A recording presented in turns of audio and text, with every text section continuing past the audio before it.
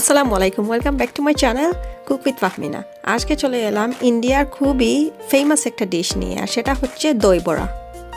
বাংলাদেশে এই দই বড়াটা তেমন একটা দেখা যায় না, তাই আজকে আমি তৈরি করে দেখাবো কীভাবে খুব সহজেই দই বড়াটা ঘরে তৈরি করা যায়। তবে চলুন বেশি কথা না বলে শুরু করা যাক। আর যদি ভিডিওটা ভালো লাগে তবে লাইক শেয়ার সাবস্ক্রাইব করতে ভুলবেন না, আর যদি ভালো না লাগে দেখতে দেখতে ভালো লাগা হয়ে যাবে ইনশাল্লাহ।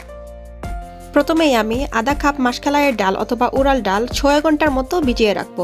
আপনাদের হাতে যদি সময় কম থাকে তবে 3 ঘন্টা ভিজিয়ে রাখলেও হবে। দেখুন 6 ঘন্টা পর ডালটার কালার চেঞ্জ হয়ে গেছে। এখন আমি এগুলোকে ব্লেন্ড করে নেব। এখন এই ডালের এই পেস্টটাকে ভালো করে ফেটিয়ে নিতে হবে। এমনভাবে ফেটাতে হবে যেন ডালের ভিতরে বাতাস ঢুকে যায়। আপনারা এখানে দেখতে পাচ্ছেন কিভাবে আমি একই ডাইরেকশনে ঘুরিয়ে ঘুরিয়ে ডালটা ফেটাচ্ছি। ডালটা ফেটানো হয়ে গেলে দেখতে পারবেন ডালের পরিমাণটা বেড়ে গেছে। এই পর্যায়ে আমি দিয়ে দেব স্বাদ মতো লবণ আর শাহি জিরা পাউডার। লবণ আর জিরা পাউডারটা দেওয়ার পর আবারও আমি ভালো করে মিক্স করে নেব। ডালের ব্যাটারটা কিন্তু মিক্স করতে হবে এক ডাইরেকশনে, উল্টো ডাইরেকশনে ঘুরানো যাবে না, তা না হলে বাতাস যেগুলো ঢুকেছিল সেগুলো চলে যাবে।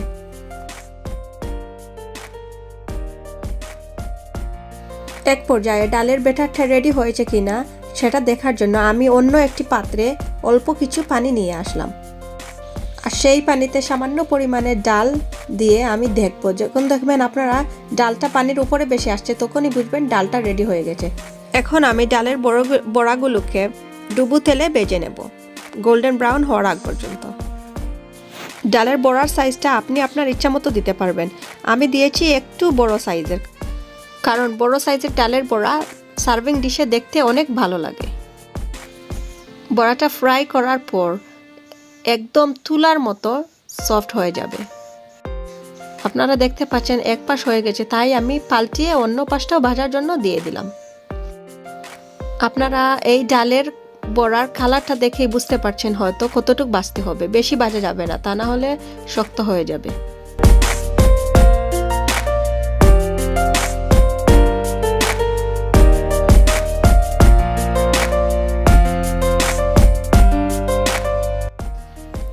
ডালগুলো ভাজা হয়ে গেছে। এখন আমি তেল থেকে ডালগুলো সরিয়ে নেব। এখন আমি অন্য একটি পাত্রে কুসুম গরম পানি নিয়ে সবগুলো ডালের বড়াকে ভিজিয়ে রাখবো অন্তত 2-3 মিনিটের জন্য, যতক্ষণ না ডাল থেকে তেল বেরিয়ে আসছে। এক পর্যায়ে দেখবেন পানির উপরে তেল বেশি আসছে, তখনই আমি হালকা হাতে অল্প অল্প চেপে সবগুলো ডালকে পানি থেকে তুলে নেব। বেশি জোরে চাপ দেওয়া যাবে না, তা না হলে ডালের বড়াটা ভেঙে যেতে পারে। লক্ষ্য করুন আমি কিভাবে করছি, ঠিক একইভাবে পানিগুলো ডালের বড়া থেকে চিপে নিতে হবে।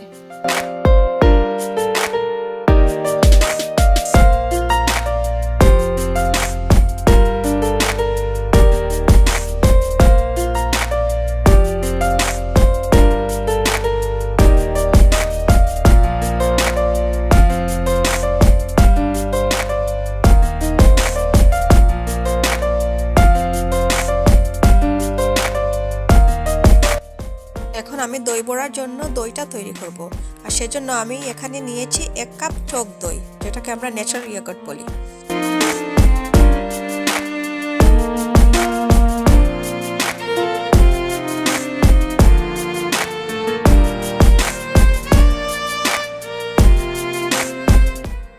আর এই দইটাতে আমি চিনি, চাট মশলা আর স্বাদ মতো লবণ দিয়ে ভালো করে নেড়ে লিকুইডের মতো তৈরি।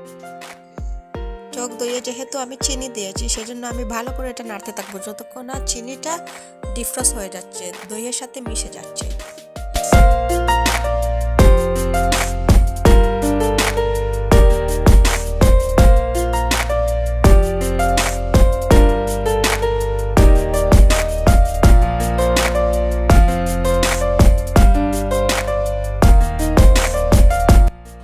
এখন আমি দইয়ের এই মিশ্রণটাকে পাতলা করার জন্য দিয়ে দিলাম অল্প কিছু পানি, আর পানির পরিমাণটা আপনারা আপনাদের ইচ্ছা মতোই দিবেন, কতটুকু ঘন চান অথবা কতটুকু পাতলা চান এই সসটা। আপনারা দেখতে পাচ্ছেন এখানে আমি কতটুকু পাতলা করেছি আমার সস। দেখুন বেশি পাতলাও না আবার বেশি ঘনও না। বাস এখন রেডি হয়ে গেল আমার দইটা। এখন দই বড়াটা সেট করার জন্য আমি একটি সার্ভিং ডিশে সবগুলো বড়া একে একে নিয়ে নিচ্ছি, তারপর দিয়ে দেবো ওপরে দই। আর এই দই বড়াটা এত সফট হয়েছিল, একদম নরম তুলতুলে তুলার মতো, খেতেও হয়েছিল অসাধারণ।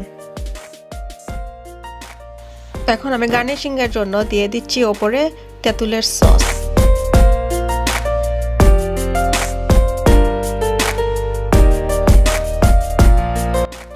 এখন দিয়ে দিচ্ছি ধনিয়া চাটনি। আর এই চাটনির রেসিপিটা আমার চ্যানেলে অলরেডি দেয়া আছে, আমি ডেসক্রিপশন বক্সে লিঙ্কটা দিয়ে দেব, আপনারা চাইলে ওখান থেকে দেখে নিতে পারেন।